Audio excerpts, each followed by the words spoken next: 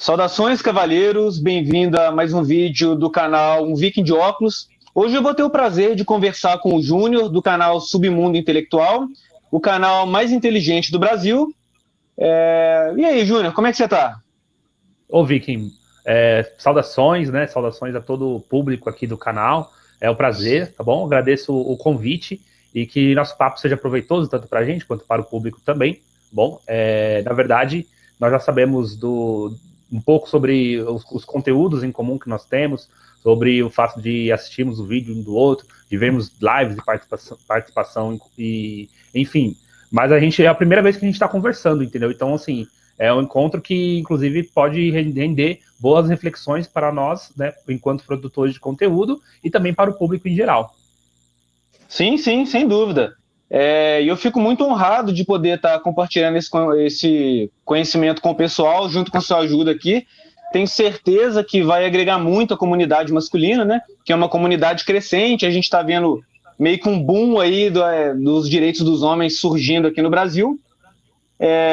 Então, Júnior, eu anotei umas perguntas aqui que eu gostaria de fazer para você e a gente vai desenrolando no meio do vídeo, vai compartilhando ideias, expondo os nossos pontos de vista. Ok. A primeira coisa que eu já gostaria de saber logo de cara, você tem uma posição política definida? Você se definiria de algum modo? Qual a sua posição política?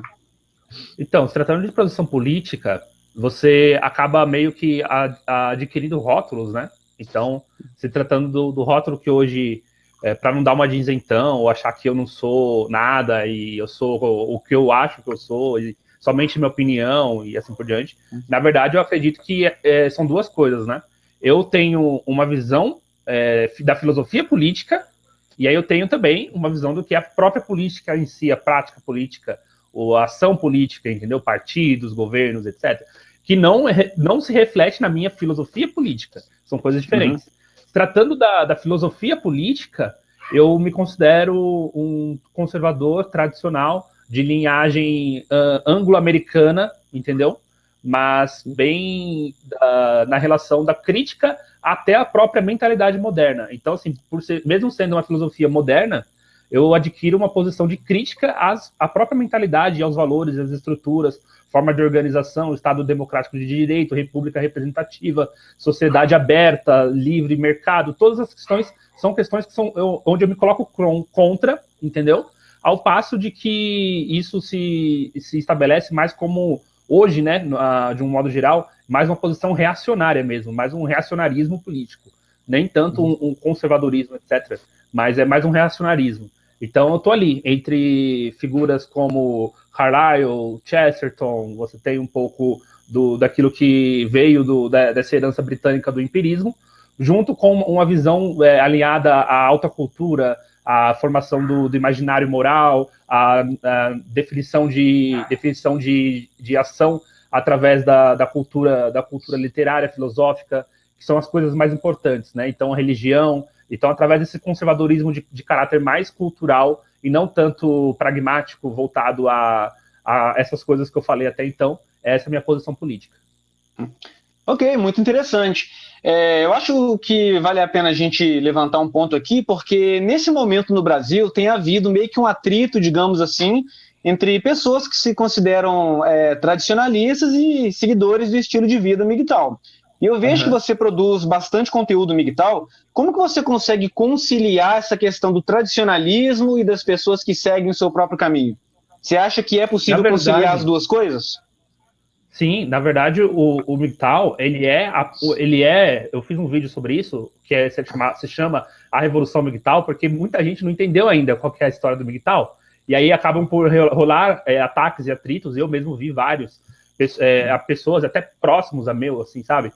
Com ataques e vídeos, sabe?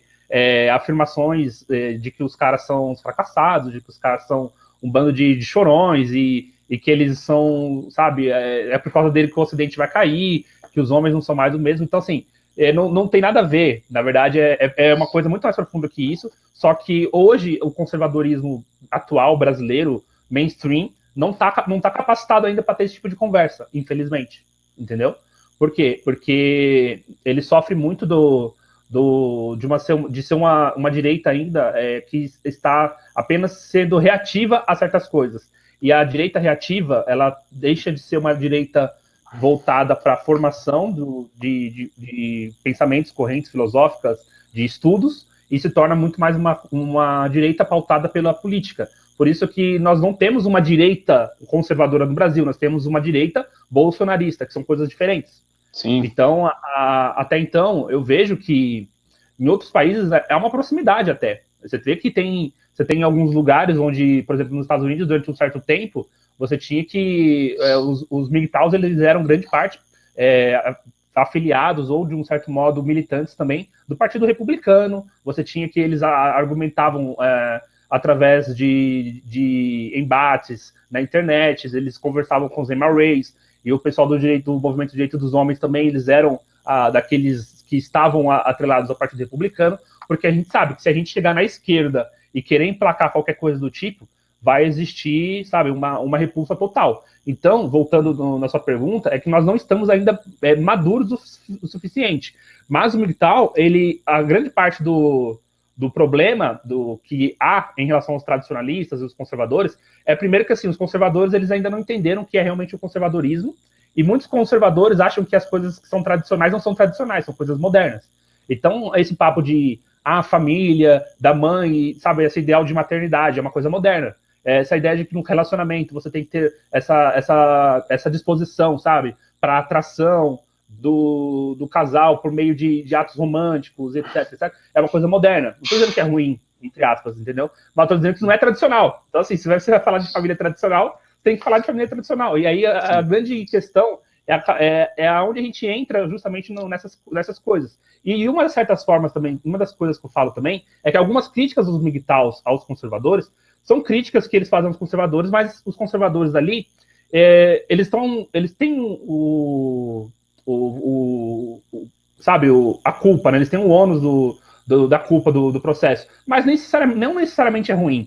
Então, quando a gente vê, por exemplo, algumas críticas que eles fazem, porque o casamento hoje em dia é uma instituição falida. Bom, se o casamento hoje está falindo, claro que nós temos culpa, né? Nós, cristãos, conservadores, pessoas do mundo e etc. A humanidade tem culpa nisso, entendeu? Inclusive os homens, né? Que até então tinham, né? Principalmente a parte tradicional da sociedade, abandonou e deixou na mão de outras pessoas tomarem conta e fazer com que o casamento se tornasse hoje praticamente um encontro de risco, entendeu? É uma coisa assim que deixou... Mas por que isso aconteceu? Porque desvirtuaram o casamento do seu próprio sentido. Não que o casamento seja ruim, mas o casamento na sociedade, de modo atual, hoje ele tende a ser, aí realmente, 50% de divórcios, sabe? Divórcio sem culpa, você vê problemas de alienação parental, diversas outras coisas que estão atreladas na família. Então, quando eu vejo os conservadores defendendo a família nesse sentido, eles não estão defendendo a família tradicional, entendeu?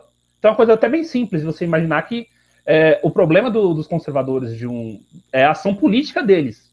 E a ação política deles, eles muitas vezes demandam dessa falsa percepção do que é realmente a própria família. E você sabe que aí você vê que os conservadores não são tão conservadores assim, não são tão tradicionalistas assim, e de um certo modo eu vejo até MGTOW sendo muito mais conservadores e tradicionais do que certos conservadores, porque eles entendem o real papel do casamento, eles entendem o real papel dessa instituição, eles entendem de uma forma até crítica, né? Mas não apenas negativa, não apenas depreciativa, entendeu? E a mesma coisa nós. E aí, nos vídeos que eu faço justamente abordando o ponto, porque para mim, né, eu sempre falei, o cara que não quer casar, ele sempre foi uma figura muito importante na sociedade, de um modo geral. Você tem isso na Grécia Antiga, você tem isso na Idade Média. Um dos vídeos que eu falei sobre justamente esse ideal da Idade Média, porque os caras que não casavam na Idade Média, que eram os clérigos, que eram os monges, que eram os sacerdotes, os caras tinham um destaque tão fundamental na sociedade, eles eram uma classe que era elevada à figura de Platão, quando Platão fala dos reis filósofos, era uma classe que era elevada ao saber, que era elevada ao espírito. O espírito é o quê? Do intelecto. Então as pessoas que estavam na sociedade naquele momento, eram pessoas que não se casavam justamente para romper com os atributos do mundo, com aquela questão de você ter que estar junto da sua família, protegendo, etc. E eram os caras que, sabe, eles viajavam o mundo, eles iam evangelizar, que eles iam pelo caminho, anotando, dando dicas para quem ia para a guerra, sabe? Eles iam anotando, fazendo biografias de reis, você tinha várias relações. Então, a ideia do homem não casar, como Paulo falou, tinha o seu lado positivo também. Então, o que se perdeu na sociedade, justamente também esse caráter espiritual. A figura do sábio, a figura do ancião, entendeu? Que era uma figura que tinha um caráter cultural e filosófico e espiritual, deixou de existir na modernidade. E aí, as pessoas, por isso que muitas vezes a gente vê casos de, no passado, os caras que se casavam por obrigação, mesmo não querendo, às vezes eram homossexuais, às vezes não queriam casar mesmo, mas eles não tinham para onde ir, porque principalmente por causa da reforma protestante, em países como eu falei, da reforma protestante, em países de herança protestante, não existia mais a figura do sacerdote, enquanto aquela pessoa que vivia estritamente para Deus, para a vida espiritual e assim por diante. Então, as pessoas começaram a casar, entendeu? Todo mundo começou a ser obrigado a casar. Deixou de existir essa vocação. Então, a partir dali, você já viu que já começaram a olhar com maus olhos para os caras que não casavam. Então, as pessoas começaram a transformar o casamento em uma coisa burocrática. E aí virou um contrato, e aí virou tudo que disseminou na sociedade. E nós estamos vivendo hoje uma crise de um sistema que está para acabar, que está para realmente cair, entendeu? Mas que vem de coisas que são equivocadas lá atrás. Então, eu não vejo uma oposição. É lógico, né? Porque assim, a gente não pode falar do MGTOW de uma maneira generalizada, porque cada um tem sua visão. É uma coisa descentralizada. Não tem uma doutrina, não tem um manual, não tem um manifesto MGTOW. Você não pode falar por quê. Mas se você hoje for ver, a figura do cara que era um cara que ele vivia justamente para essas questões, foi fundamental no desenvolvimento da humanidade, na história da humanidade. Então, na Grécia Antiga, você vê que Platão bebeu de todos os credos, ele viajou, foi para Egito, ficou um pouco ali voltado na discussão que estava tendo em Roma, voltou para a Grécia, e aí o que aconteceu com Platão? Ele fez o quê? Trouxe toda a sua reflexão de vida, entendeu? Sabe essa ideia do cara viver realmente uma vida para aquilo que ele deseja realizar? Foi o que ele fez. E aí como que você pode olhar para Platão com maus olhos? Entendeu? Então a grande questão que eu vejo é que o MGTOW ele pode ser justamente um reaparecimento da nossa sociedade desse tipo de caráter. Então, acho que é uma coisa super, super benéfica, é uma coisa que é fundamental, inclusive, né? Não teria como a gente pensar na modernidade como uma coisa benéfica, e o MGTOW representa esse lado, entendeu? Do homem se rebelando contra essas forças destrutivas que a sociedade o impõe. Então, eu vejo o MGTOW como uma coisa 100% positiva. Ok, eu concordo com você. Uma grande aula de história aqui que você nos deu. Eu queria retroceder um pouco no colóquio para a gente tocar nessa questão do bolsonarismo, que você falou uma coisa que eu concordo inteiramente, que a sociedade atual brasileira ela não tem um conservadorismo real, né? É bolsonarismo. E eu vejo que existe um fanatismo muito grande por parte dos bolsonaristas, até mesmo nos debates que a gente presencia na internet, que qualquer crítica que você tecer alguma medida do governo Bolsonaro, você é automaticamente taxado de petista e esquerdista e coisas análogas. E eu tinha até colocado uma última pergunta aqui, que eu vou colocar essa pergunta agora. Eu vejo, Júnior, que o governo Bolsonaro, pelo menos na minha cosmovisão, ele tem contribuído até para a destruição da família com a modificação de leis de violência doméstica, tornando essas leis ainda mais severas. Que a vara de família, né, eu costumo chamar de máfia de família, eu vejo como uma verdadeira instituição criminosa que está desmantelando a unidade familiar ativamente, há anos e sem nenhum tipo de oposição, e a gente sabe que quem está aí na vanguarda do direito familiar é a Damares. Sim. E é uma figura muito polêmica, né? Alguns da direita dizem que a Damares é a última reserva moral da nação. Outras pessoas que estão um pouco mais alinhadas com o direito dos homens e meninos já consideram as narrativas da Damares narrativas bastante feministas, que ela tem uma visão sobre homem que, não sei se você compartilha da mesma opinião que eu vejo que é uma visão que toca um pouco ali no que já poderia ser considerado misandria, né? E até a questão mesmo da Damares lutar ativamente a favor da revogação da lei da alienação parental, que já é uma lei que não tem muita efetividade, né? Eu queria saber, então, na sua opinião sobre o governo Bolsonaro, Júnior, você acha que esse governo está conseguindo manter a proposta de ser a favor da família tradicional na prática? Porque é muito fácil você ir até o púlpito, fazer um discurso embelecido e falar a favor de valores tradicionais, quando na prática você está tomando medidas e implementando leis que lutariam ativamente contra o interesse da família.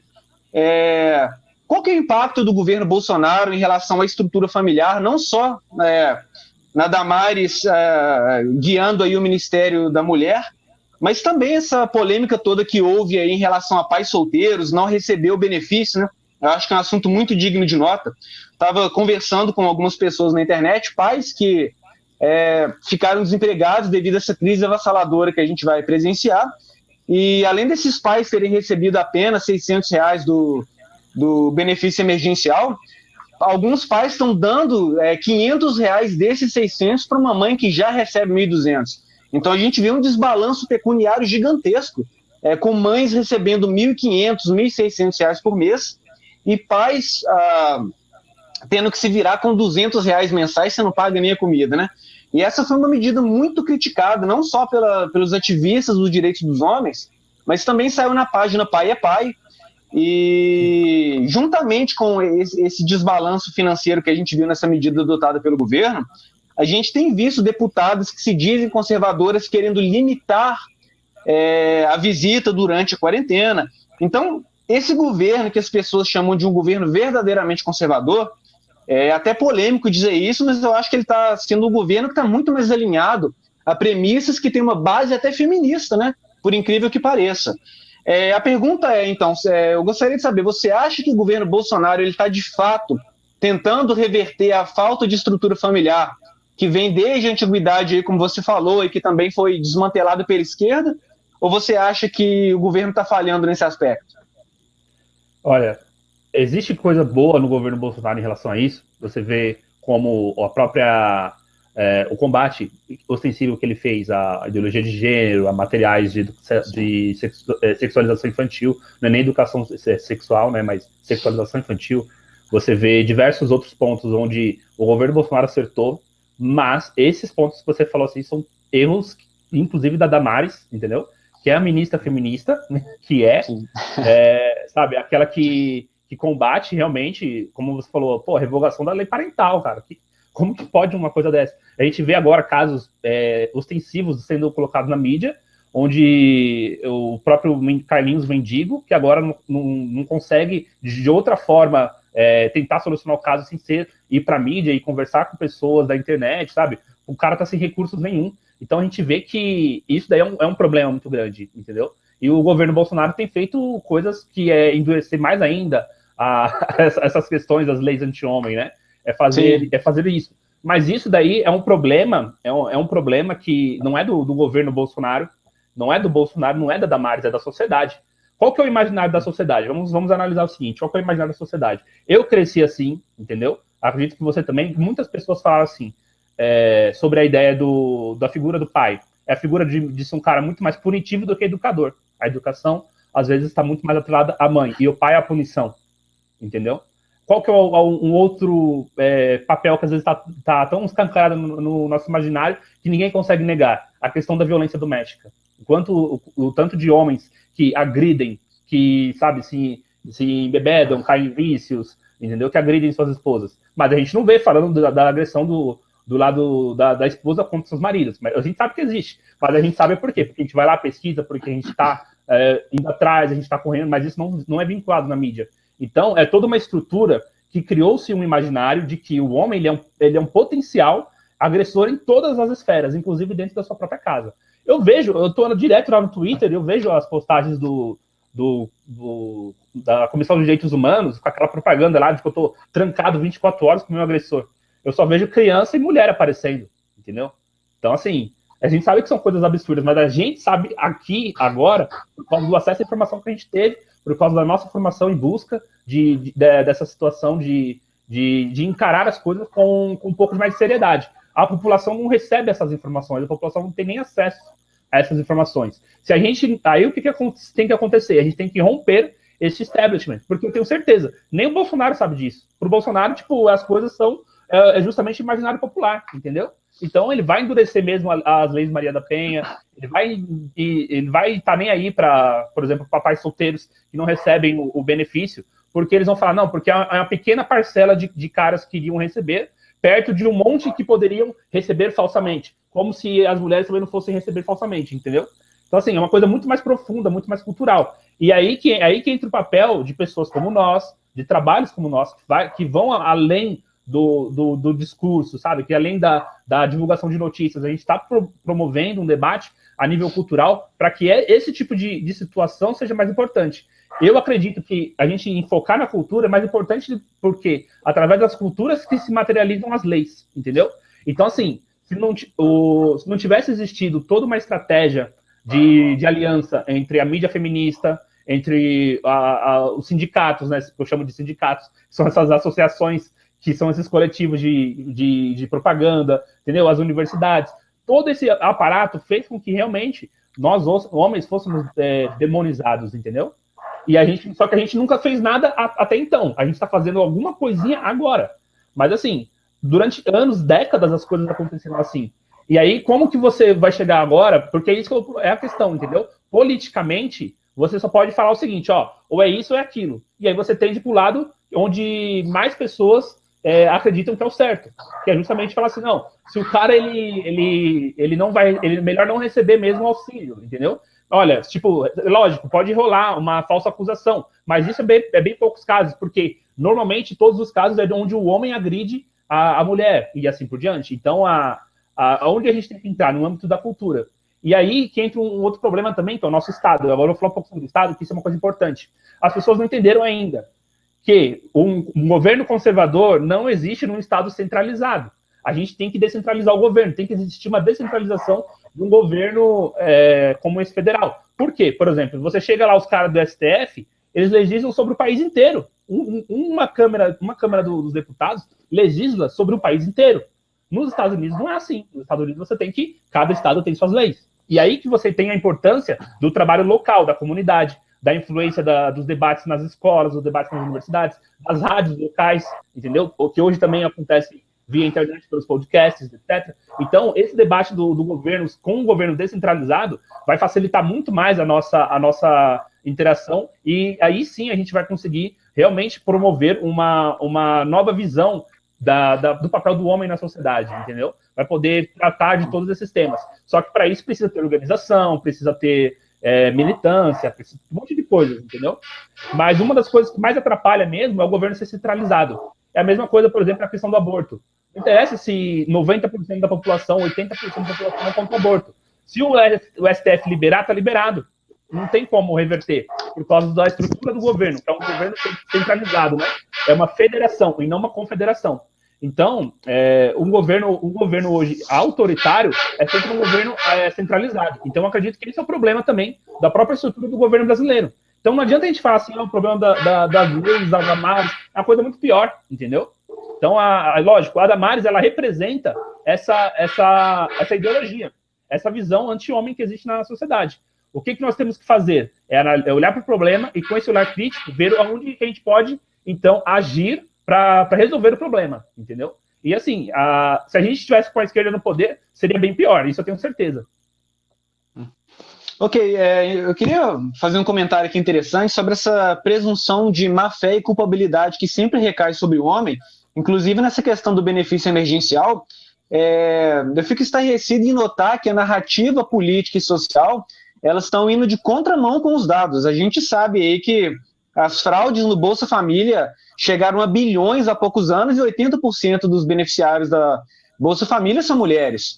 Então a gente já nota que existe aí uma indústria meio que fraudulenta que beneficia principalmente a mulher. Isso foi completamente ignorado nessa questão do benefício emergencial. Uma outra coisa que eu acho muito interessante também é que está no imaginário popular, né, que o pai é sempre abandonador, que o pai sempre quer só pagar aquela mísera pensão e não ter contato nenhum com o filho, que eu particularmente acredito que seja a minoria dos casos, e eu vejo isso como uma grande mentira. E não só no Brasil, mas como em outros países também, as mulheres são muito mais relapsas do que os homens no pagamento de pensão alimentícia, tanto que é muito raro você ver um pai que tem a guarda unilateral receber pensão, e o valor que as mulheres pagam, geralmente, avaliando a capacidade financeira que elas têm, é menor do que o do homem. Apesar de todas essas evidências e dados, o que permanece é que o homem paga aquela miséria de pensão como se fosse pobre, como se ser pobre fosse algum demérito, né? Muitas vezes, estava num debate hoje mesmo, Júnior, num grupo de direitos, falando sobre os pais que estão sendo obrigados a fugir. Eu conversei com vários pais esses dias que não estão tendo mesmo condição de arcar com a pensão, que muitas vezes é abusivo, ou que por revolta diante da alienação parental decidiram praticar desobediência civil. E existe um argumento meio fixo, né? Uma narrativa pré-estabelecida daquela miséria dos R$300. Eu moro em comunidade no Rio de Janeiro e aqui o custo de vida é altíssimo. A gente paga R$600 para morar num cubículo numa favela. Então, muitas vezes a gente nota que esse pai está pagando R$600 de aluguel, pagando R$300 de pensão alimentícia, fora a alimentação, produtos de higiene pessoal. Então, o que as pessoas chamam de miséria é um esforço hercúleo que o pai tem que fazer para poder dar o melhor que ele pode para o filho dele. Mas, de alguma maneira, inclusive as feministas militantes que se dizem contra a burguesia, a favor do proletariado, são as primeiras a humilhar um homem que é pobre, como se ele tivesse culpa de poder dar só R$300, né? Porque é baseado na condição financeira que a pessoa tem. Então, realmente existe uma narrativa totalmente demonizadora em relação aos homens. E você falou uma coisa também muito interessante, que medidas legais, mudanças legais são geralmente precedidas por mudanças culturais. E tocou também na questão do STF, da democracia. Aí eu queria te fazer uma pergunta, Júnior. Você acha que na democracia a gente vai conseguir mudar isso? Porque uma coisa que eu tenho notado, tem até uma opinião um pouco já formada a respeito disso, eu acho que a mulher, é politicamente incorreto dizer isso, né? Mas eu acho que a mulher tende sempre a votar em benefício próprio, mesmo quando as evidências mostram que aquilo não é bom para a sociedade. E como elas são a maioria eleitoral, será que dá mesmo para mudar a cultura com tantas pessoas tão resistentes a essas mudanças? É uma coisa que me estarrece. Quando você confronta uma feminista ou uma mulher que já abraçou essa narrativa misândrica, que o índice de feminicídio é altíssimo quando a gente sabe que os homens são a maioria dos mortos, inclusive dentro do lar por violência doméstica, a gente mostra evidências para essas pessoas e a reação que seria esperado de uma pessoa que de fato se sente oprimida, né? Colocamos aí entre aspas, é falar assim, poxa, eu pensei que a situação da mulher era pior e eu fico aliviada de saber que a situação não é tão ruim assim, mas a gente vê o oposto disso. Quanto mais você mostra para as mulheres de uma forma geral, inclusive esbarrando no espectro político da direita, que essa opressão, essa misoginia estrutural é totalmente falaciosa, em vez de ficarem aliviadas, elas se rebelam com você, entendeu? Então me parece que essa cultura do vitimismo, inclusive feminino, virou uma arma política e eu não vejo que as pessoas estão dispostas a se abdicar dessa arma poderosa que virou o ser a vítima. Então, será que com o voto mesmo na democracia e o sufrágio universal, a gente vai conseguir mudar esse tipo de coisa? Porque eu mesmo acredito que o Bolsonaro ele implementou tantas medidas misândricas para tentar contrariar aquela alcunha de misógino que a esquerda impôs sobre ele. Então, será que na democracia e no voto universal a gente vai conseguir mudar isso? Não, na verdade, a democracia já é um erro, né? O voto universal piorou. Sim. Então, assim, são coisas assim, abomináveis. Achar que, primeiro que assim, o sufrágio universal foi um erro, a gente sabe disso, né? Como Platão mostrou, a única democracia que realmente existe, que deu certo, da Grécia Antiga, né? Não deu certo para todo mundo, porque Sócrates foi morto por causa disso, mas como Platão mesmo falou sobre a importância de só os caras voltarem, né? Então, assim, por que não podia? Por que a mulher não podia? Porque não podia mesmo. Então, assim, mas isso... O que eu vou falar a respeito dessas questões? A gente não vai conseguir mudar só no voto. Não vai. Não vai conseguir mudar só na base da retórica, do discurso, dos debates. Não vai. Não vai conseguir... Mas, assim, a gente vai conseguir mudar algo a longo prazo. E aí, você tem que entender, a longo prazo tem a ver com o quê? Com uma nova classe de pessoas entendeu? Uma nova classe de pessoas que vão se dedicar a isso, que vão estar atreladas a esse trabalho. Então, assim, isso aqui é um trabalho, né? É um trabalho intelectual, e por ser um trabalho intelectual, é o de maior tempo de formação. Então, assim, tudo que nós estamos fazendo hoje, a gente só vai ver resultado na próxima geração, entendeu? Então, assim, as coisas vão demorar muito para acontecer. Então, se a gente achar que vai colocar um cara lá, o Bolsonaro, vai colocar o sei lá quem, entendeu? Qualquer outra pessoa, e vai conseguir mudar na canetada, não vai acontecer, entendeu? E uma coisa que você falou é verdade. Por que o Bolsonaro fez isso? Porque ele acredita nisso. Ele acredita que realmente as mulheres são as que mais sofrem, de que as mulheres são as que, sabe, estão lá sofrendo com os caras e não conseguem provar que ele é agressor. Aí depois o cara vai lá e mata a mulher dando tiro e tal. Aí ele já vai lá e faz uma lei lá que é para acabar com esse tipo de situação e não pensa nos outros caras, porque ninguém pensa nos outros caras. Só que é isso que eu tô te falando. A grande questão é por que as mulheres conseguiram, então, conciliar todos os seus interesses, essa militância, ter do seu lado a mídia e a estrutura do poder. Elas conseguiram isso, entendeu? E aí, a grande questão é por que nada aconteceu do outro lado. A gente não conseguiu perceber. Então tem esse lapso, entendeu? Tem um meia-culpa aí envolvido na situação de que, tipo, olha, tudo bem, algumas pessoas conseguiram entender, existiram movimentos anteriores de combate, etc., sim, mas uma coisa bem mais restrita, muito ínfimo o tamanho do despertar dos homens para essas questões até então. Precisou chegar num nível de misandria tão gigantesco, para aí as pessoas falaram, pô, como é desse jeito assim não dá, né? Não tem como você estar vivendo numa sociedade que toda hora te acusa, que toda hora te aponta o dedo, não tem. Então, assim, é uma coisa que existiu uma omissão por parte das instituições, por parte da igreja, por parte do Estado, por parte da própria política, entendeu? Dos próprios políticos. Existiu uma omissão para essas questões. E agora a gente vai conseguir, a partir de então, iniciar um movimento que vai desencadear. Não acredito que vai desencadear na democracia direta, entendeu? Diretamente. Mas pode ser que nas próximas gerações surjam outras pessoas que tenham umas ideias muito mais elaboradas e que possam justamente trabalhar com essa perspectiva da verdade. E uma das coisas que já está mudando, é de que as mulheres elas vão entender, chegar num determinado momento de que é tudo culpa delas. Elas vão chegar nesse estado de espírito, entendeu? De que, tipo, olha, a gente fez isso tentando fazer algo pensando no nosso próprio bem, pensando no nosso próprio bem-estar. Olha a merda que a gente conseguiu fazer.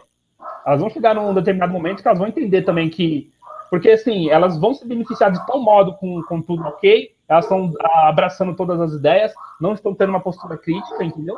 Elas acreditam que essa ideia de radicalidade é só coisa dos outros, não tem nada a ver com elas, então o que os outros falam lá não interessa, sabe? Todo o discurso misógino que aparece em campanhas, em jornais, no discurso das universidades, que acontece, não é culpa delas, elas não têm nada a ver com isso, mas elas não se opõem, por quê? Porque, de uma certa forma, está englobado ali um pacote de leis que as protegem de certa forma.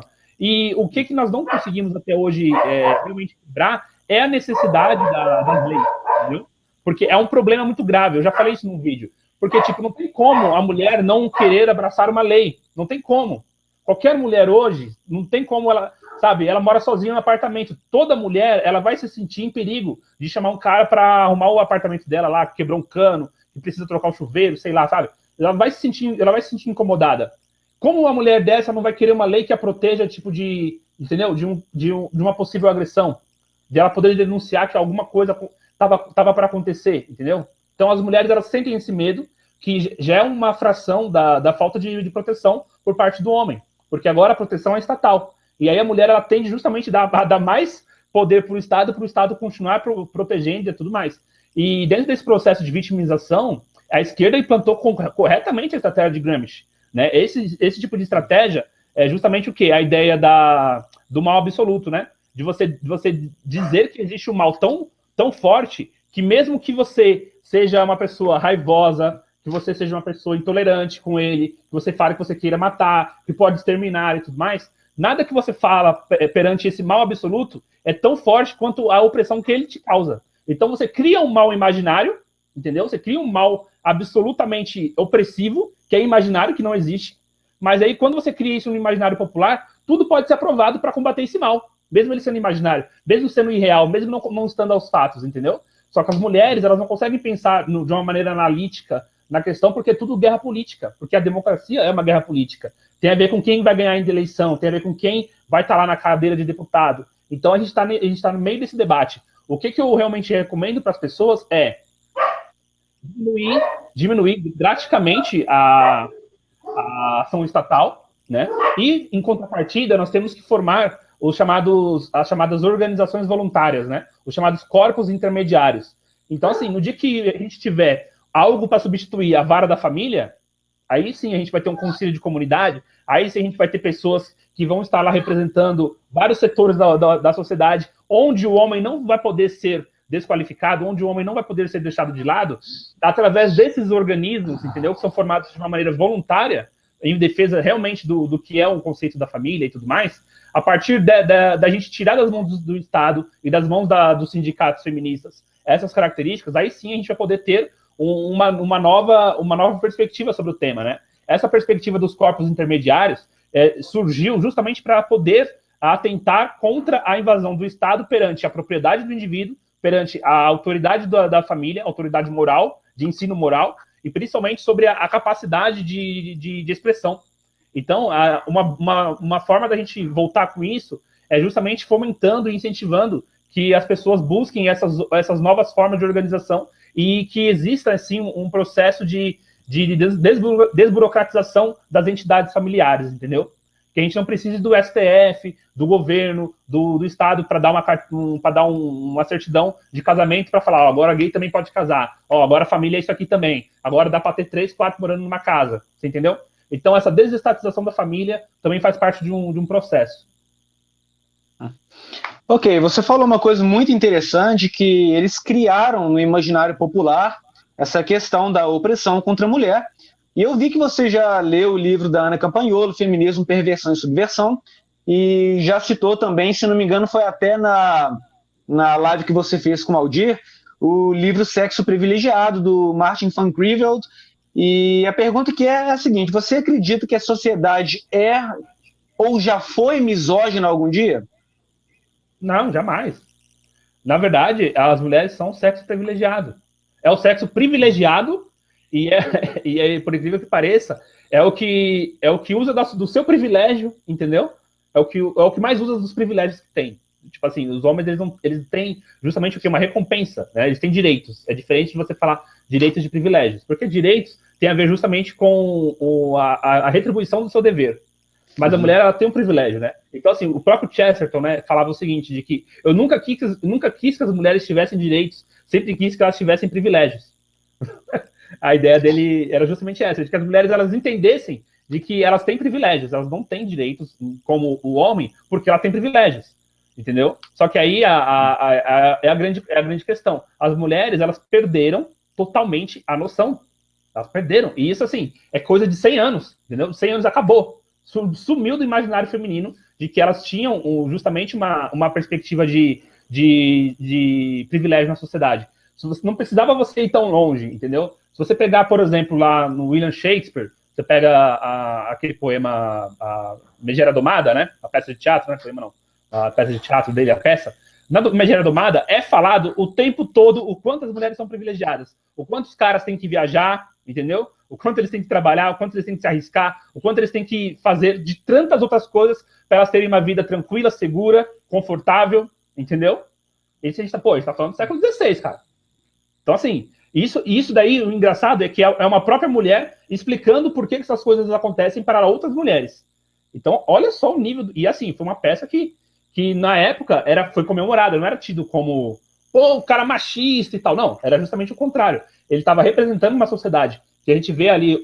Shakespeare viveu justamente no ambiente da Rainha Elizabeth, né? Então, assim, foi a primeira Rainha Elizabeth da Inglaterra, né? Viveu naquela época, foi contemporâneo de Shakespeare. E Shakespeare fazia peças que representavam, inclusive, a burguesia, a nobreza. Então, ele não está falando ou algumas mulheres, não. Ele fazia, tipo, peças que representavam a vida da sociedade para essa classe nobre, entendeu? Então, assim, ele tinha uma noção completa da sociedade e ele representava isso. Então, assim, há vários indícios de que as mulheres, elas tinham justamente privilégios privilégios, e a família, ela era justamente uma das formas da mulher se realizar, sabe? Eu falo a família, o trabalho doméstico. Não apenas a educação, a maternidade, mas que o trabalho doméstico, assim, era uma coisa valorizada na sociedade.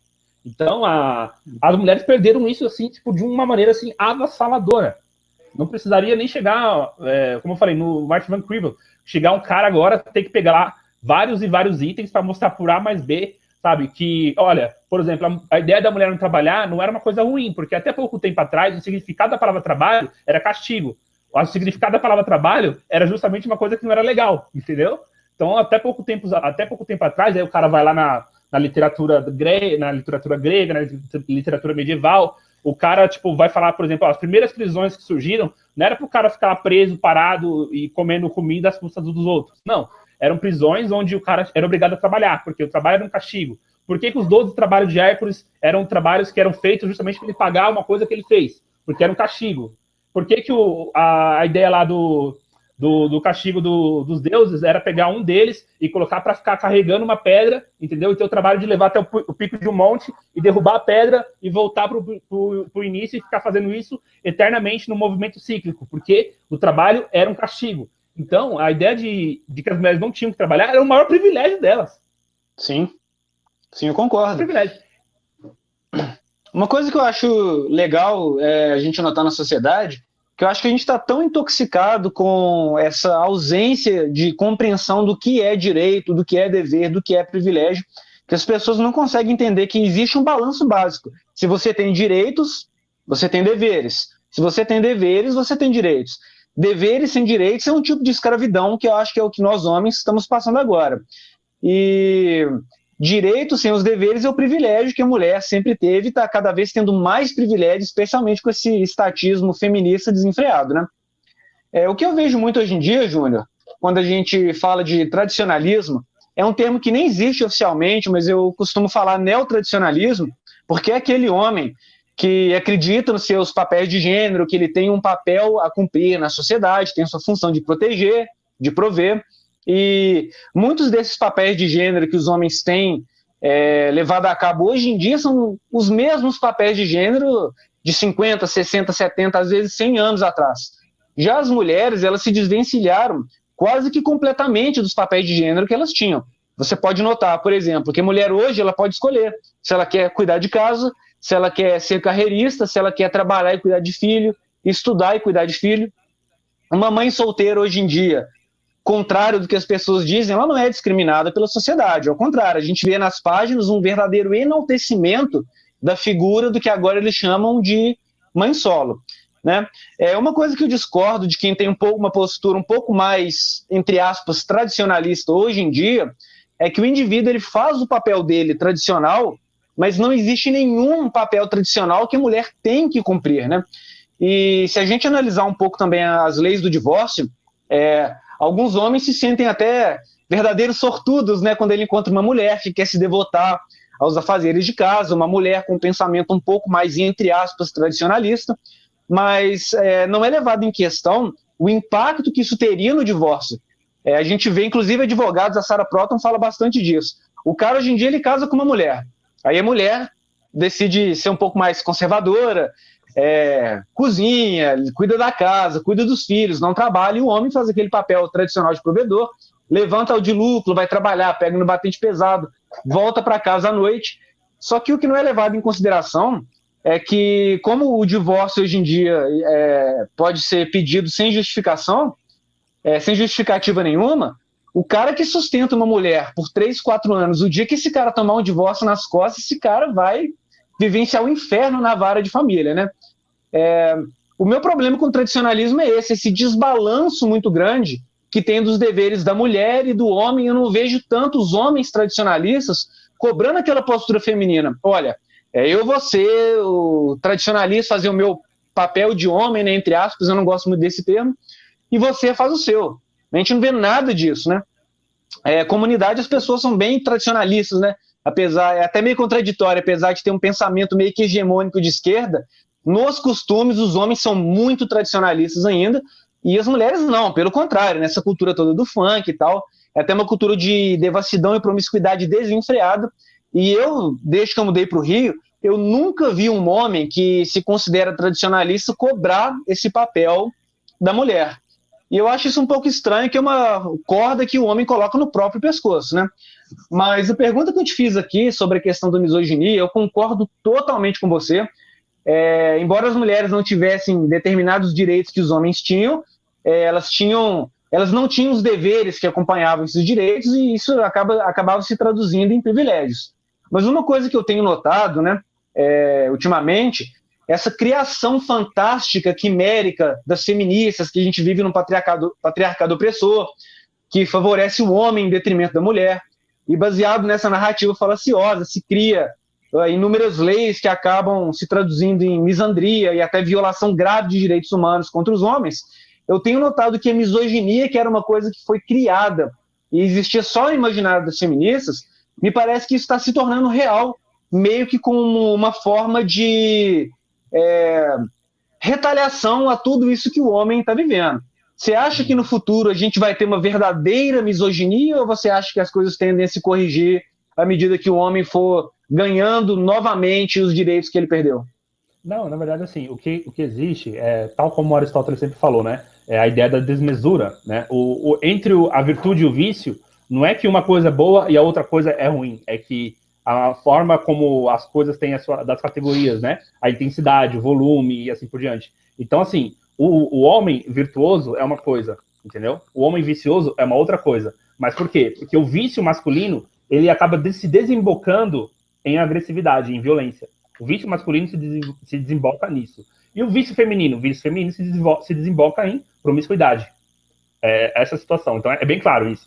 Tipo, quando que você fala, por exemplo, que o cara é vagabundo? Porque ele não trabalha, porque ele tem, sabe, ele é irresponsável. Então ele abdica de certas ideias que você presume que seriam ideias de todo homem, entendeu? A mesma coisa a mulher. Por que a ideia da mulher vagabunda é que a mulher é promíscua? Por causa que ela abdica daquilo que seria realmente o ideal, ou então que seria esperado de uma postura de uma mulher, e assim por diante. Então, o vício masculino é a violência. Tanto que naquele artigo fantástico da bolha misândrica, fala sobre isso, de que chegará um tempo onde os homens se tornarão violentos e haverá, sim, uma violência perpetrada de homens contra homens, de homens contra mulheres, homens contra idosos, contra crianças, vai ser uma onda de crimes, entendeu? Os homens eles vão ser cada vez mais aliciados e atraídos por gangues, sabe? Por traficantes, pelo Estado Islâmico, qualquer coisa, entendeu? Então, por quê? Porque o vício masculino, ele desemboca em violência. Ele desemboca nessa situação. Eu tô falando vício na linguagem filosófica, tá, gente? Linguagem justamente de que é uma postura, não que o homem ter força, ele ter uma certa capacidade física e etc., por isso desemboca uma coisa ruim. Muito pelo contrário, a ideia do homem da força e da virilidade é uma coisa que pode ser, inclusive, uma virtude. Mas como é um desajuste, entendeu? Esse desajuste daquilo que você tem de princípio para a finalidade é o que desemboca nessa questão de estarem, então, os homens se tornando cada vez mais violentos. Então, pode ser que exista, sim, uma pequena parcela de homens que vão estar aí atrelados cada vez mais a atitudes e atividades violentas. Mas vai ser um resultado da misandria, vai ser o resultado da própria concepção da sociedade. Eles vão se revoltar de tal modo, e eu já falei sobre isso daí, certas coisas que me assustei. Eu, como cristão, me assusto quando eu vejo essas coisas assim.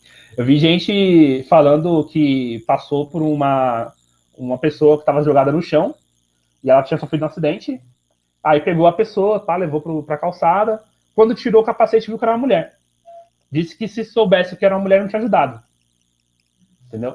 Então, assim, tem gente que vai chegar nessa questão. Mas é tudo uma decorrência, entendeu? Por que a mulher pode votar? Porque ela começou, justamente pela Revolução Industrial, a ter...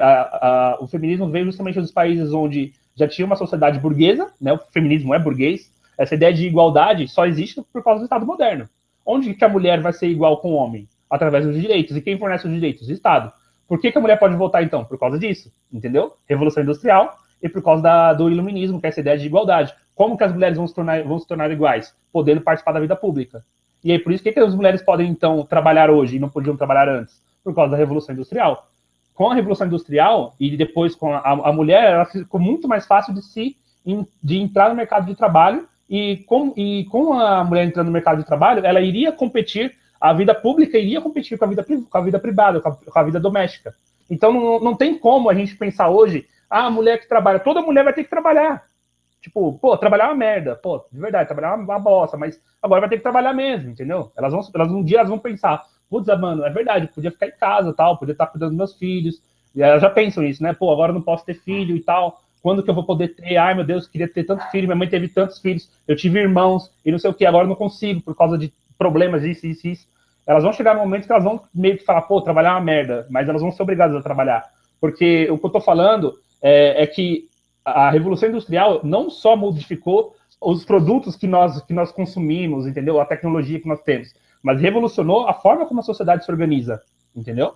E aí você associa a Revolução Industrial com a ideia de democracia e igualitarismo, que são heranças aí do igualitarismo e da Revolução Francesa, né? E você pega e atribui a isso, né, certos caráteres que são, inclusive, anticlericais, antirreligiosos, né? Nunca no mundo se matou tanto padre, monge, freira, como na Revolução Francesa, como os caras entravam nas igrejas e eles matavam a ideia do sacerdote, porque eles estavam meio que querendo se rebelar contra a ordem de Deus, a ordem moral da igreja, entendeu? E assim, esse novo mundo resultou no que nós estamos vivendo. Então, é uma decorrência de coisas. Então, não adianta a gente olhar e querer falar assim, não, é culpa de fulano, é culpa de cicrano. Tem culpa? Tem, mas aonde a gente pode chegar? Onde a gente pode chegar é que também tem os estímulos da sociedade. Por isso que eu nunca ataquei os MGTOW. Por que os MGTOWs eles abdicam dos casamentos, eles não querem mais casar? Por que eles querem deixar mesmo que a sociedade, sabe, caia e assim por diante? Por quê? Porque não existe mais na sociedade de modo orgânico estímulos, entendeu? Não existe mais um espírito que organize para que o homem ele tenha, no casamento, os benefícios que tinha no passado. Por isso que eles vão deixar de casar. É tão bem mais simples você, ao invés de procurar culpados, olhar para os fatos em si, entendeu? Então é isso que eu faço. E aí, por isso que eu vejo que, quando a gente fala da misoginia na sociedade, não adianta a gente achar que a culpa vai ser dos caras do futuro, que os homens do futuro eles vão estar realmente cheios de ódio e tudo. Não. É uma coisa que vai vir da própria sociedade. Os estímulos que a gente pode entender, entendeu? De que você tem estímulo para fazer a coisa boa e estímulo para fazer a coisa ruim. E que você pode escolher, sim, mas grande parte das pessoas não vão estar nem atentas a isso. E aí, quando a gente fala do conjunto todo, os estímulos são muito mais fortes do que o indivíduo, entendeu?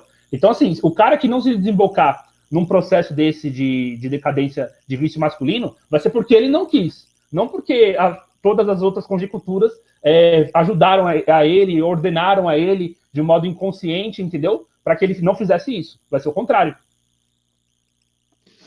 Ok, um adendo aí em relação ao que você falou, eu achei bem interessante uma vez uma lista que eu vi, que essa lista mostrava que as mesmas palavras tinham uma conotação para a mulher e uma conotação diferente para o homem. E esses vocábulos, quando aplicados à mulher, quase sempre se referia à promiscuidade.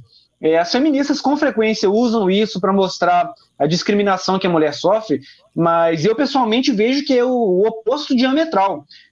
Se a gente analisar essa tendência em colocar impropérios lançados à mulher sempre como uma questão relacionada à promiscuidade, é um privilégio no meu modo de ver, porque a única coisa que se exigiu da mulher, de certa forma, ao longo do tempo, é que ela fosse uma boa mãe, que ela fosse uma mãe que cuidasse dos filhos, uma boa esposa. Já o homem ele tem uma série de obrigações que dão diferença nesses vocábulos quando são aplicados ao homem. É a questão, o cara vagabundo é o cara que não trabalha, a vagabunda é a promíscua, a mulher que não trabalha ela é dona de casa, não é nada pejorativo, o homem que não trabalha é um gigolô. Então, se a gente fizer uma lista mais abrangente dessa disparidade entre os termos, a gente nota inequivocamente que o preconceito no linguajar cotidiano contra os homens ele é muito maior.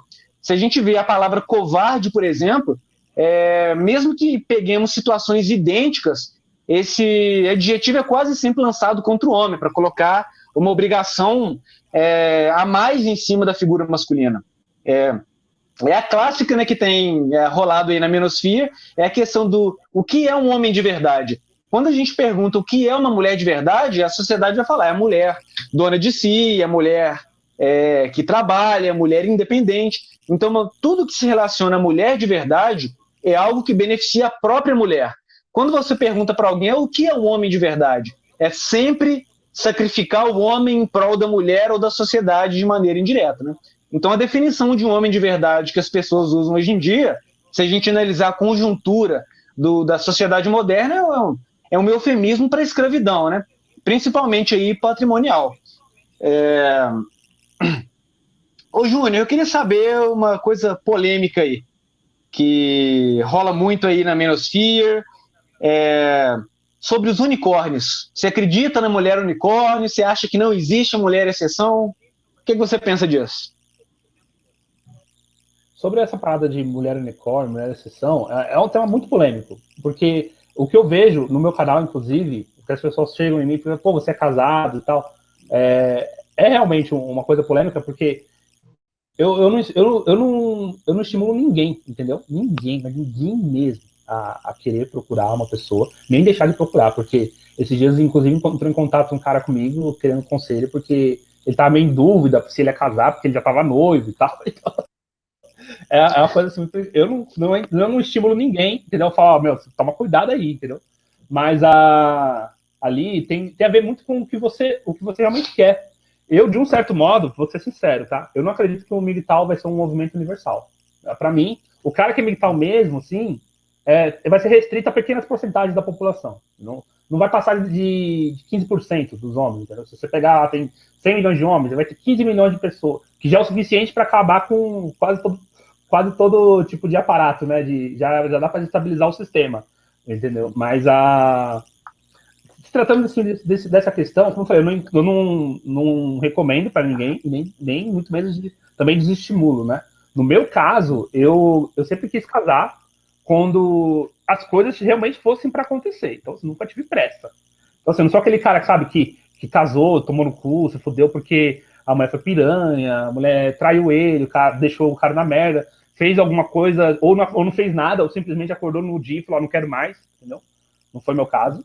E aí, tipo, as pessoas perguntam, pô, mas por que você casou? Não, porque eu senti do meu coração. E assim, eu sempre tive uma vontade, eu não tô muito para fazer aqui na minha vida, entendeu? Uma coisa muito extraordinária. Eu não fico querendo, sabe, ser aquele cara que um dia vai arrancar aplausos das pessoas porque vai ter feito uma coisa muito foda na vida dele. Eu pretendo fazer aquilo que é o que Deus quer de mim, entendeu? Qual que é a vontade de Deus? Deus, o que você quer? É isso daqui. Eu vou estudar, eu vou fazer da melhor maneira, entendeu? Eu vou me dedicar ao seu projeto. Tanto que eu já quis fazer missão e evangelizar em outros países. Já, durante muito tempo, eu só fazia trabalho social. Eu ia lá, cuidava de mendigos na rua, arrecadava alimentos e fazia essas coisas. E sem namorar, sem estar preocupado com isso, porque eu sabia, de um certo modo, já sentia de que quando você quer muito alguma coisa, de modo sem ter isso de modo harmonizado, sem estar de um modo coeso com aquilo que você é, você acaba sendo escravo daquilo, entendeu? Então, eu vejo muito homem hoje sendo realmente escravo do prazer, do sexo, das emoções, escravo mesmo, né? Como você falou assim, hoje o papel do homem é um papel de escravo social. Tem muita gente passando por isso, e por isso que eu não recomendo. Mas o casamento, para você entender, eu já dei dicas no meu canal sobre se você quiser casar, ou por que mulheres estão encalhando e o que você deve fazer. Então, eu já falei qual seria o modelo da mulher ideal, entendeu? Qual seria o que você deve encontrar na mulher. A mulher, ela deve olhar para você e não deve olhar para aquilo que você proporciona. Que aí já mata 90% da questão. Tipo, porque a mulher quer escorar no cara, porque o cara vai prover, vai sustentar ela depois que ela não ter feito nada. Ué, procura uma mulher que não tenha feito isso.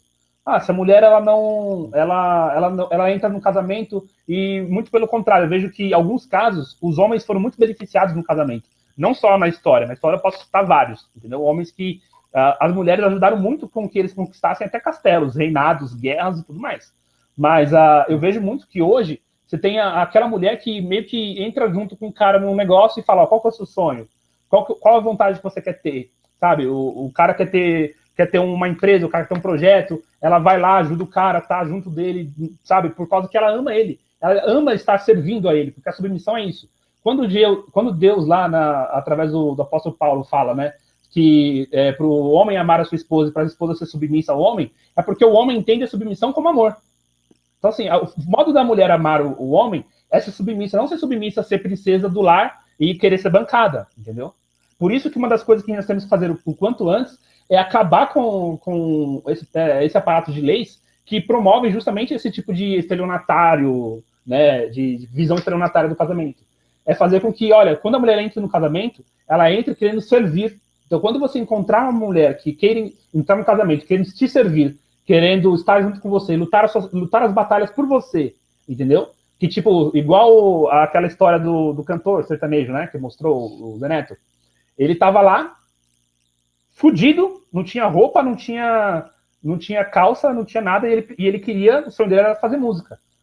A esposa dele foi lá e com o dinheiro dela comprou roupa para ele poder ir para os barzinhos cantar e tocar, e começou a ajudar ele de alguma certa forma, sabe, a compor as músicas, e o cara chegava em casa, ele ia fazer as coisas, ela tava lá ajudando, tava sempre procurando fazer alguma coisa, sabe, procurar algum lugar para ele cantar, alguma coisa do tipo. E aí, do nada, o cara pegou, engrenou na carreira, e hoje é um puta de um cantor rico por causa do talento que ele tem, entendeu? Ele tinha o talento, mas a mulher veio também para dar essa sustentação. O que eu falo hoje em dia é que para você encontrar essa mulher sustentação, você vai ter que provar. Ela vai ter que provar e você vai ter que provar também dessa dinâmica. Porque é só assim que o casamento vai funcionar. Agora, a mulher entra querendo apenas aproveitar daquilo que o homem proporciona para ela, e não daquilo que ela proporciona ao homem. Já vai dar errado. Se a mulher entra num casamento querendo que o cara, sabe, seja um cara já muito mais resolvido e em todas as outras questões, e não entenda que aquilo ali, na verdade, para os dois é um sacrifício, né? Porque os dois têm que sacrificar de um certo modo.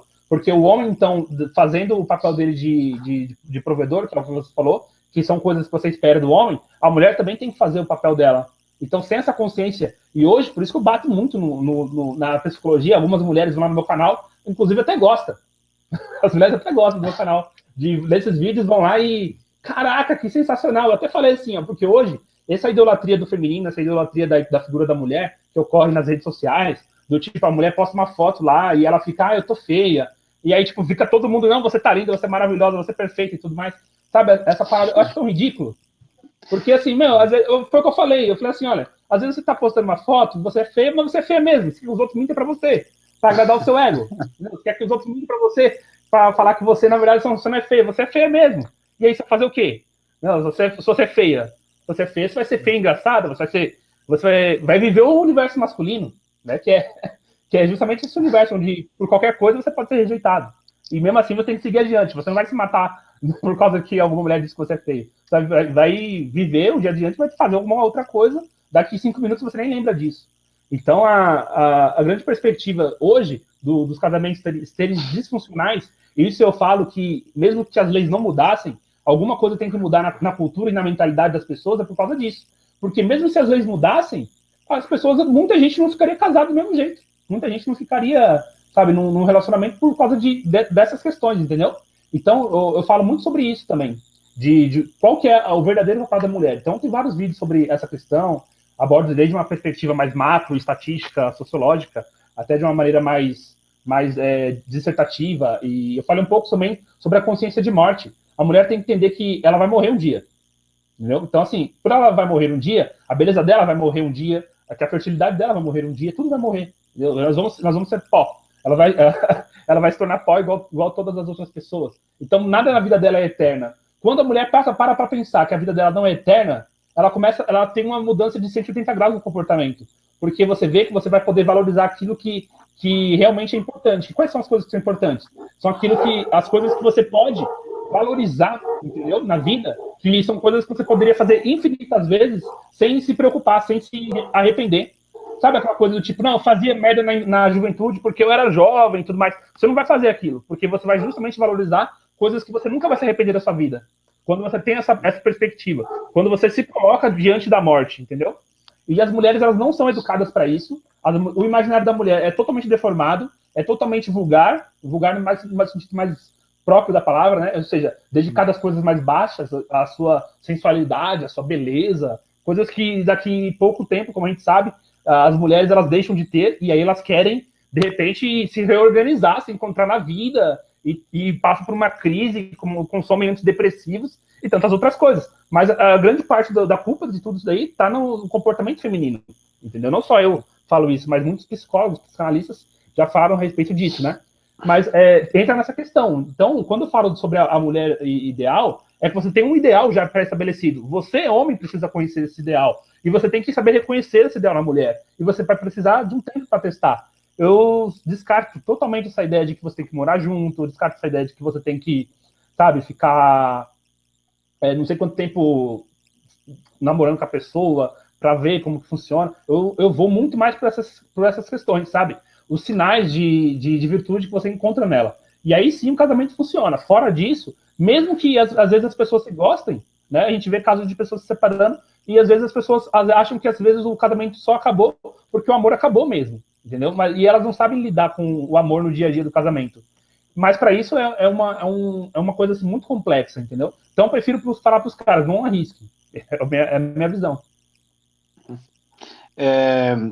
Tem uma narrativa que circula muito, inclusive no meio migtal, em relação à mulher unicórnio, e eu pessoalmente discordo dessa narrativa, porque eu acho que ela age meio que como um elemento dissuasivo que vai afastar novos membros e pessoas que poderiam se interessar por esse estilo de vida. A gente escuta com muita frequência a narrativa de que se o homem for pobre, ele nunca vai conseguir uma mulher, mas isso não é verdade. Eu conheço um monte de cara pobre e alguns nem são bonitos, esses caras conseguem sim uma namorada, que muitas vezes é fiel. Então eu acho assim que existe uma radicalização de que toda mulher vai fazer uma falsa acusação de estupro, toda mulher vai usar a Maria da Penha, e nesse ponto eu discordo.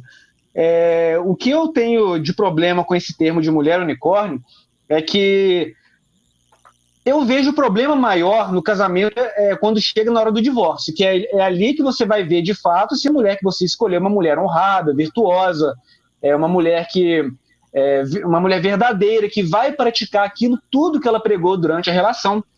E no tocante à guarda de filhos, nesse caso eu realmente tenho uma dificuldade muito grande em acreditar nas exceções, porque em 99% dos casos a gente vê que a mulher não aceita a guarda alternada de maneira nenhuma, e se a gente tentar se desvencilhar dessa narrativa de cuidador e provedor, eu pessoalmente considero a guarda unilateral como uma covardia inominável, que é você transformar aquele pai amoroso que chega do trabalho, o filho pula no colo dele, ele dá um beijo no rosto do filho e fala, pô, te amo, meu filho, vai lá, joga videogame com a criança, aquele contato paternal próximo mesmo entre pai e filho, e no divórcio a regra é que o cara vai se tornar um visitante quinzenal, né? Tanto que a gente fala regulamentação de visitas. Em última análise, isso é um absurdo. Você pegar um pai presente e transformá-lo em visita como se isso fosse a regra. E o que eu passo para o pessoal do canal, geralmente, é que eu acredito realmente nisso, né? Nem todos pensam dessa maneira, é que enquanto essas leis da vara de família não forem, de fato, corrigidas, a gente tem que fazer uma greve aí mais forte mesmo em relação ao casamento, para tentar pressionar o governo, não através só de medidas políticas, colocando pessoas no Congresso, mas também afetando a taxa de natalidade, eles vão ser obrigados, cedo ou tarde, a tomar algum tipo de atitude, né? E isso também alimenta essa indústria da máfia de família, que a gente tem visto relatos cada vez mais frequentes, não só no Brasil, mas em países ocidentais, como países como a Índia e até Israel, né? Que a mulher, às vezes, nem é uma pessoa perversa, de fato. Ela termina, e quando a pessoa termina, é normal que tanto o homem quanto a mulher estejam magoados um com o outro, né? Essa mágoa que acontece depois da dissolução do casamento é perfeitamente compreensível e natural. Aí chega o advogado, muitas vezes interessado em apenas tirar o financeiro ali do casal, extorquir, né, seria a palavra correta, e incentiva a mulher a fazer denúncias na Maria da Penha, na violência doméstica, e aquilo vira uma bola de neve que nem mesmo a mulher que denunciou teria noção de como aquilo ia impactar a relação entre pai e filho. Então acho que existe também uma questão de uma indústria aí por trás, né, que foge daquela relação homem-mulher e tem muita relação com dinheiro mesmo, é uma máfia que acaba interferindo diretamente na família.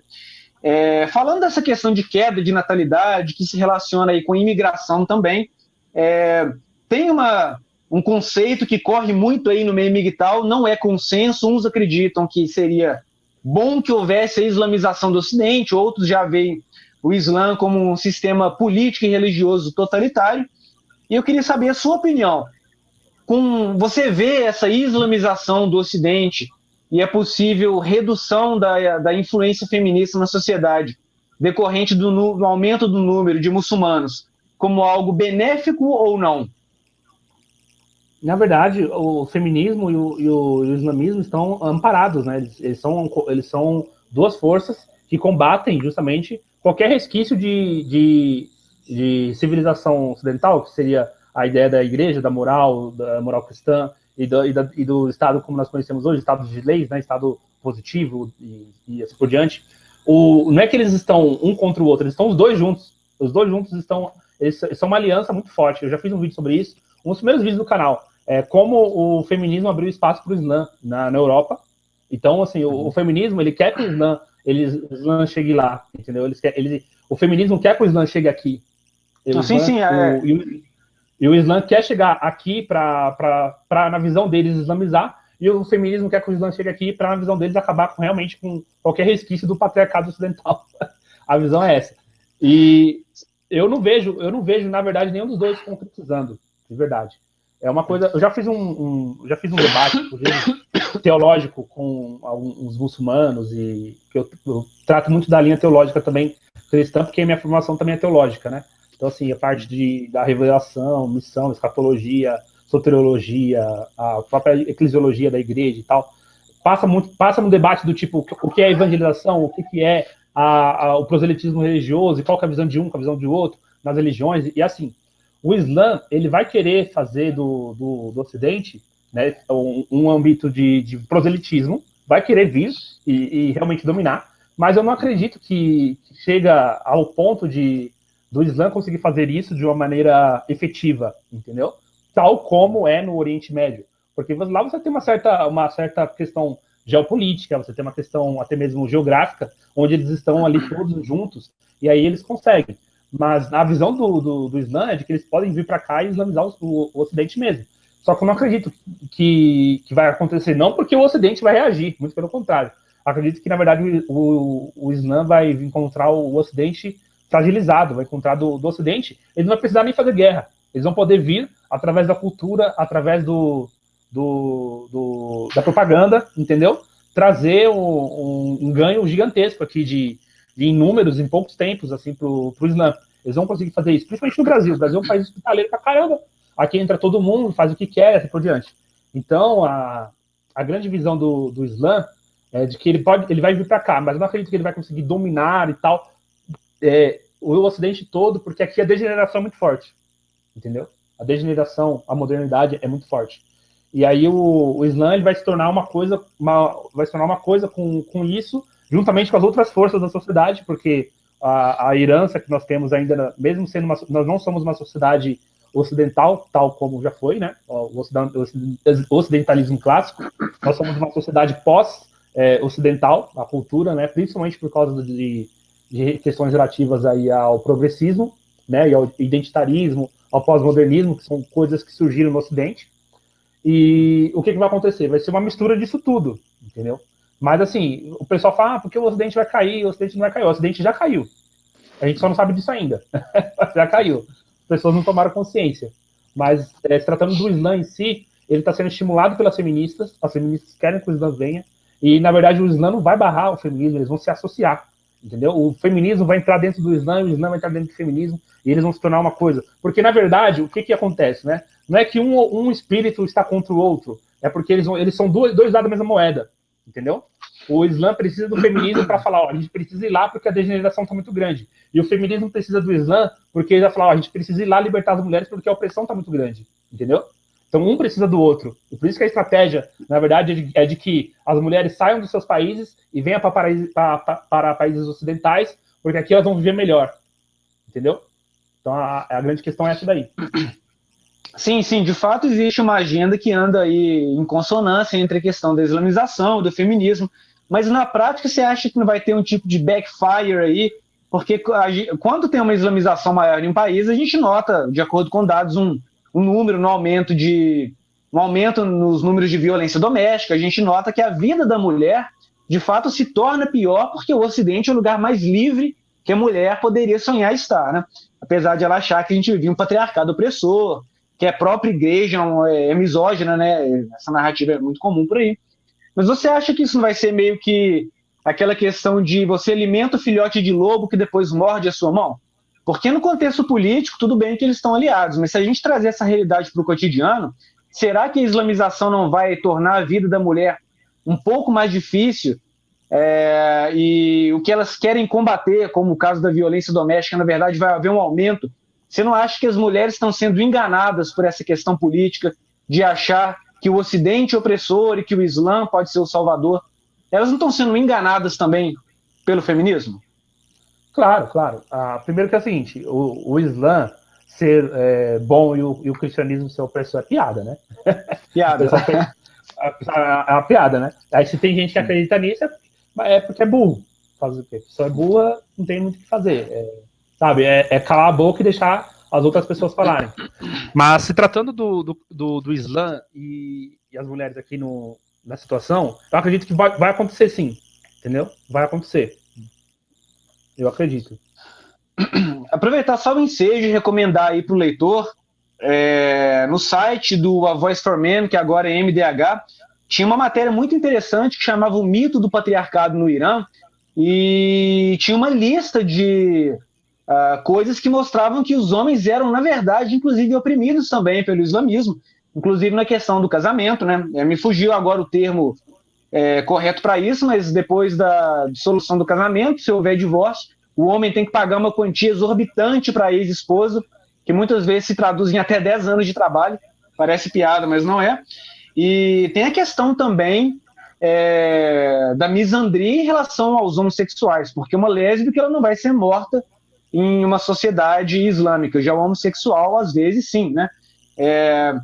E a pergunta que eu queria te fazer agora, Júnior, inclusive escrevi um artigo sobre isso no site, e já vi o Platinho também falar um pouco a respeito. Você acha que existe um elemento de misandria na homofobia? Porque se a gente analisar, toda violência que acontece contra homossexuais é contra homem. Se a gente analisar as transexuais, que são mulheres que viram homens, elas têm uma aceitação social muito maior do que o homem que quer se tornar uma mulher. E a pergunta é, você acha que a homofobia tem alguma relação com a misandria na sua cosmovisão? Tem sim. Porque é estimulado e é visto no comportamento homossexual tudo que é de feminino, entendeu? Tudo que ser homossexual é uma coisa. Você ter posturas femininas, e é isso que é rejeitado no homossexual de um modo geral, não é o fato dele, sabe, querer gostar de outro homem, querer ter relações com outro homem, ter afetos por outro homem, não é isso. A ideia é justamente das posturas femininas dele, entendeu? É o fato dele falar daquele jeito, de gesticular daquele jeito, de querer associar o seu comportamento, entendeu? Ao feminino, ao comportamento da mulher.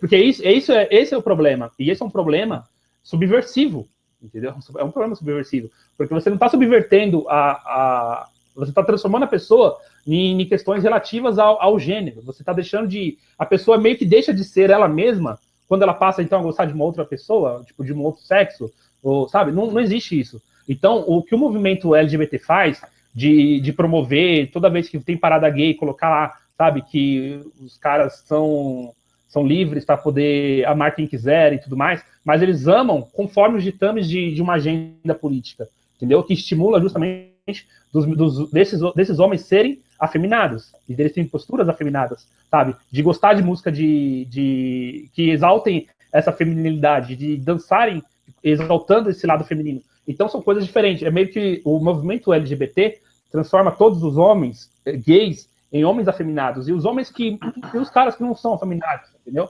Eles se veem até como mal-estar mesmo. Eles se veem como pessoas assim, tipo, eu não vou naquele lugar lá. Rolou até um debate na época da eleição com aquele o Agostinho Fernandes, né, que era o maquiador e tal. O cara é maquiador profissional. Só que ele fala, eu não vou em festa LGBT, eu não vou em manifestação porra nenhuma, porque eu chego lá, o pessoal é só droga, putaria, e o pessoal acha bonito, entendeu?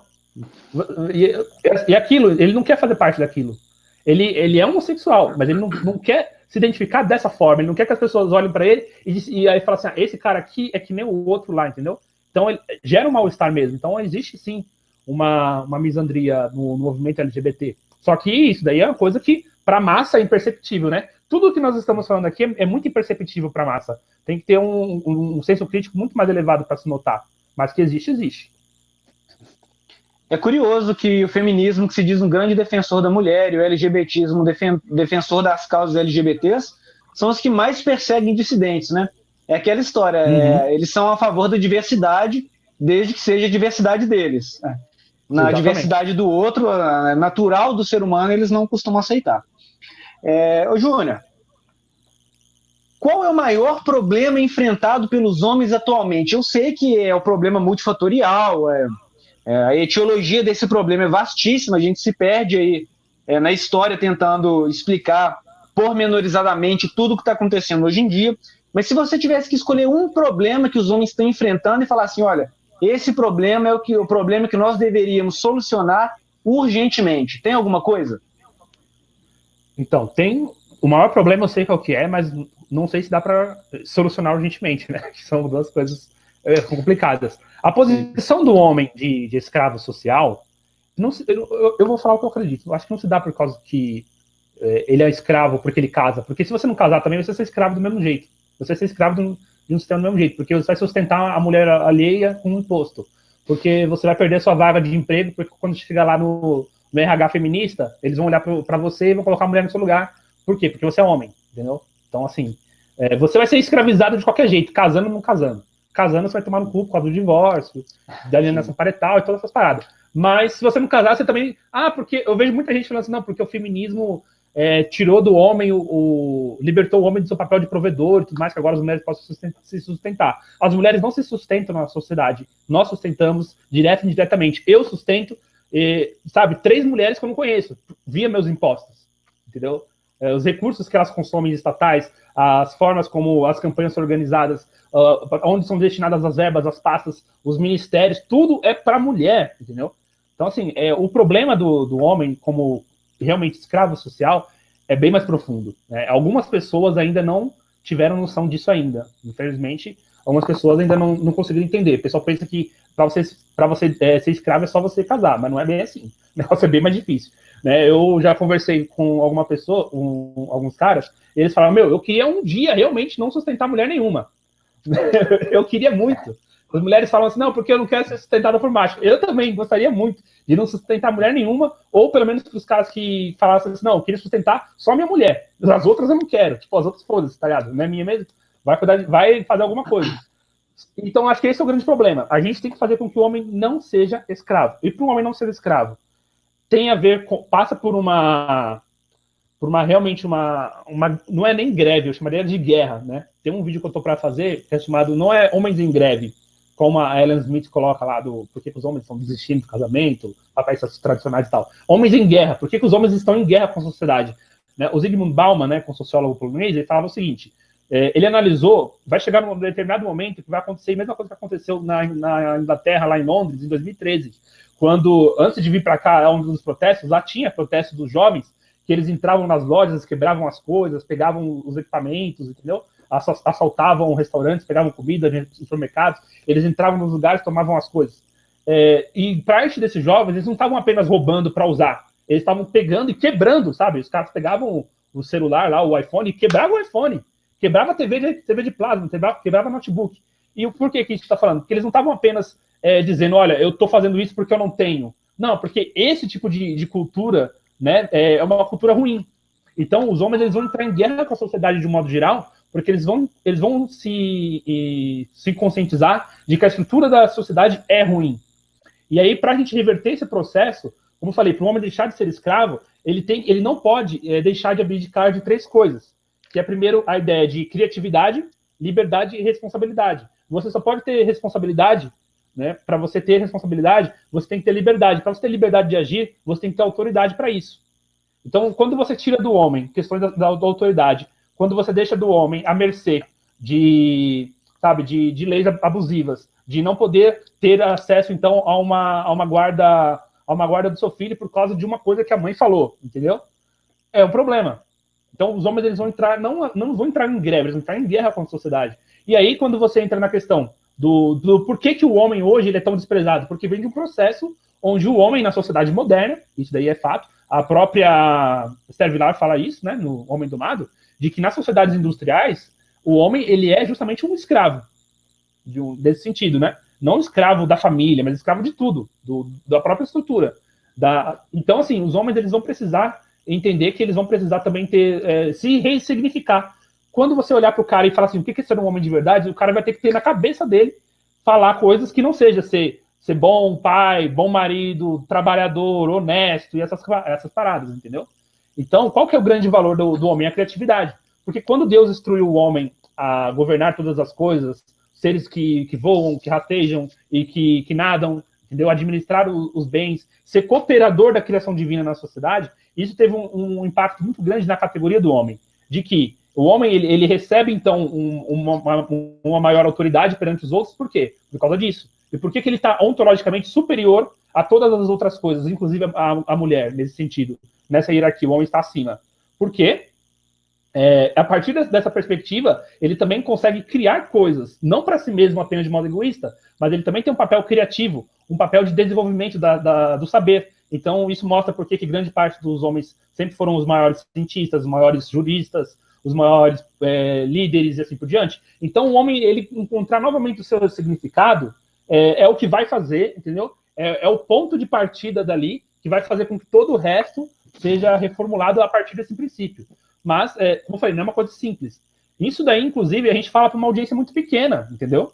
O pessoal fala assim, tem os machistas na internet, os caras que estão, sabe, falando as coisas absurdas. Não, a gente não tem nada, a gente tem uns canaizinhos pequenos aqui, tomando ban do YouTube, entendeu? Sendo censurado no Facebook, e paradas assustadoras acontecem na sociedade, e o povo tá achando que agora o machismo radical invadiu a internet. Não. A gente está fazendo aqui um trabalho que tem uma audiência tão pequena, tem um resultado assim, frente a todos esses problemas, tão pequenos, que eles ainda precisam se desenvolver muito mais, entendeu? Então, assim, no dia que a gente estiver falando para muita audiência, no dia que a gente tiver contato com várias outras coisas de caráter realmente de formação de opinião, um trabalho sério, sendo organizado, etc., aí sim a gente vai poder começar a contar que daqui 10 anos as coisas vão começar a dar certo. Mas, para isso, os homens eles vão precisar, todos os homens, entendeu? MGTOW, Red Pill, casado, solteiro, divorciado, todos os homens vão entender que eles precisam revoltar e assumir o seu papel de homem enquanto valor de si mesmo, entendeu? Não pela sua utilidade, porque é isso que escraviza o homem. Quando o homem ele se transforma apenas em engrenagem, em mecanismo, ele está sendo escravizado pela sociedade. Então, para você sair do espectro do escravo social, é muito mais profundo do que simplesmente você não casar, entendeu? E mesmo que você não case, alguma coisa, alguma merda pode acontecer com você por causa de alguma lei feminista. Então, para você abordar realmente e entrar em guerra com essa estrutura misândrica, você tem que partir para essa análise. Então, é o que eu penso. Eu concordo com você inteiramente. De fato, é uma verdadeira guerra ideológica, cultural que a gente está vivendo, né?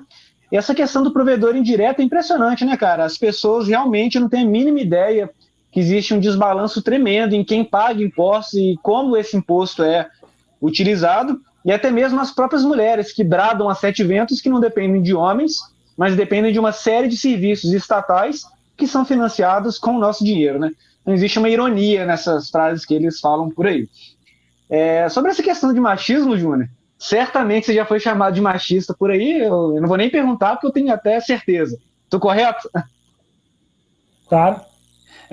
Pessoal, hoje em dia, machismo significa discordar de uma feminista ou até mesmo de uma mulher. Infelizmente, esse termo foi completamente deturpado em sua origem e hoje é usado de maneira indiscriminada.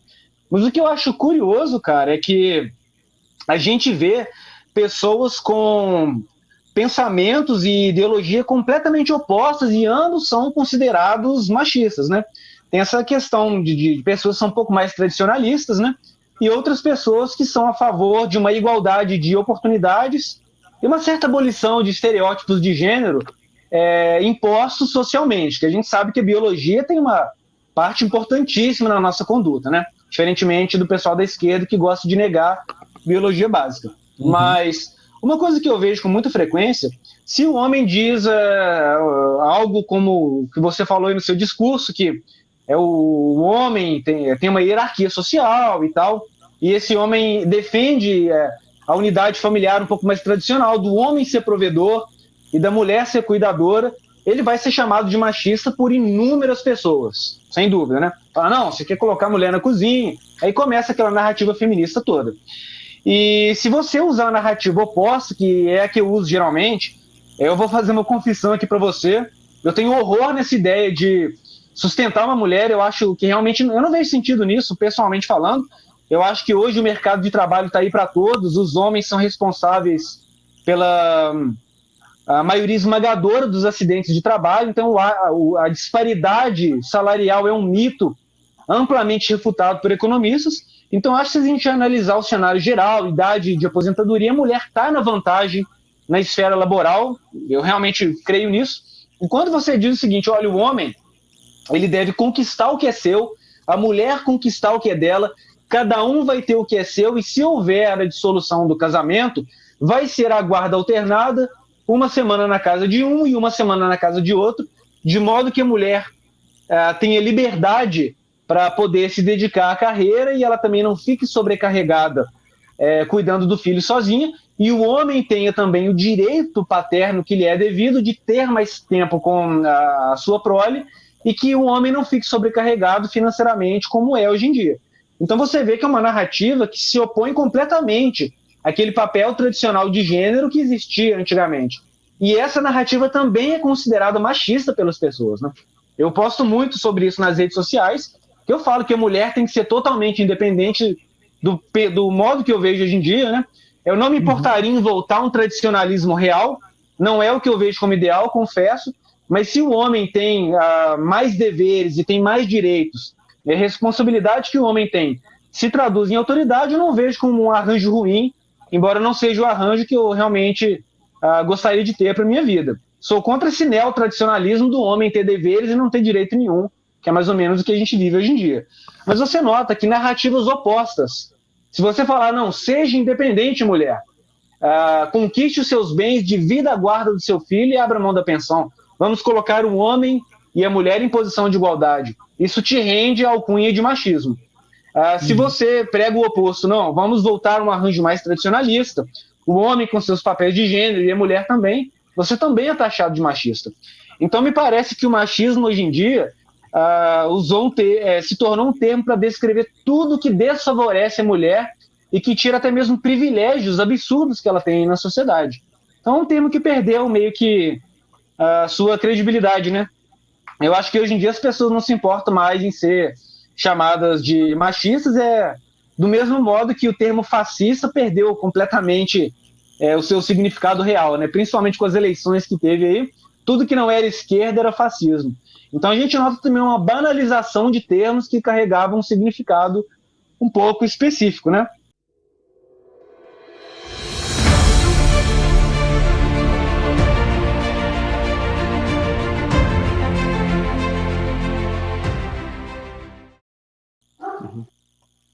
Ok, Júnior, acho que a gente já está aqui há bastante tempo. Eu gostaria que você fizesse suas considerações finais e pedir também para o pessoal que estiver assistindo esse vídeo que se inscrevam lá no canal do Júnior. A gente viu aqui, vocês tiraram a prova que ele tem um intelecto lapidadíssimo, é um cara crânio que tem muito a oferecer, inclusive ideias que estão fora do mainstream da menosfia, que já se formou um mainstream na menosfia também, e pessoas que estão trazendo essas ideias um pouco diferenciadas não é muito comum. E seu canal é um exemplo disso aí, é um canal excelente. Toda vez que eu vejo um vídeo, eu saio de lá com surto de epifanias, aprendo muito, recomendo e peço para que os inscritos se inscrevam no seu canal, para a gente fazer essa troca de inscritos e crescer todo mundo junto. Mas quais são suas considerações finais, Júnior? Bom, o bate-papo foi excelente, entendeu? Assim, 2 horas de live passou rapidinho. Mesmo sabendo que certas coisas aqui a gente poderia falar ainda mais, né? Mas assim, foi um ótimo espaço para poder expor minhas ideias, para expor quem eu sou, né? Eu sei que assim, a galera às vezes fica um pouco no pé atrás comigo, porque, pô, o cara católico, o cara casado e tal, mas eu não sou nenhum traidor da pátria, muito pelo contrário. Perdi amigos por causa do MGTOW, perdi patrocínio, sabe? Pessoas que me acompanhavam, deixaram de me acompanhar por causa disso. Mas eu sou uma pessoa convicta, entendeu? Eu sou uma pessoa sincera, então não pretendo que a pessoa chegue no meu canal e depois saia desapontada porque eu falei alguma coisa aqui e lá na hora eu sou uma outra pessoa. Não, sou essa mesma pessoa. Então se você gostou da entrevista, gostou do bate-papo, seja bem-vindo lá no Submundo Intelectual e sou uma pessoa extremamente acessível. Então, assim, tem meu canal do Telegram, tem o Instagram, tem o Discord, quem quiser, de repente, poder entrar em contato também, conversar um pouco, fica à vontade. Nós temos lá uma comunidade que já está crescendo de pessoas nesses ambientes, então você vai poder interagir com outras pessoas também. Então é isso que eu posso dizer para vocês sobre o Submundo, né? Agradecer, então, ao Viking pela oportunidade de vir aqui e me expressar, né? Falar um pouco sobre quem eu sou, das minhas ideias e enfim, porquê do Submundo Intelectual. E também, como eu falei, pro pessoal que gostou dessa conversa, se inscreva no canal do Viking também, entendeu? Vão lá no canal dele. Ele tem também as redes sociais. Eu sei que eu sigo ele já no Twitter.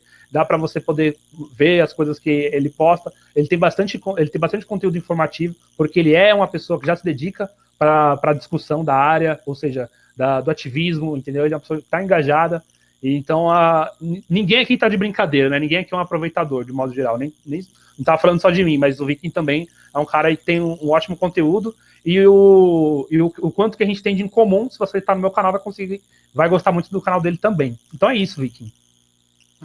Ok, pessoal, então a gente termina por aqui. Eu espero que vocês tenham gostado dessa conversa e vamos lá sentar o dedo no botão se inscrever no canal do Júnior e vamos crescer todo mundo juntos, que está todo mundo no mesmo barco. Então é isso aí.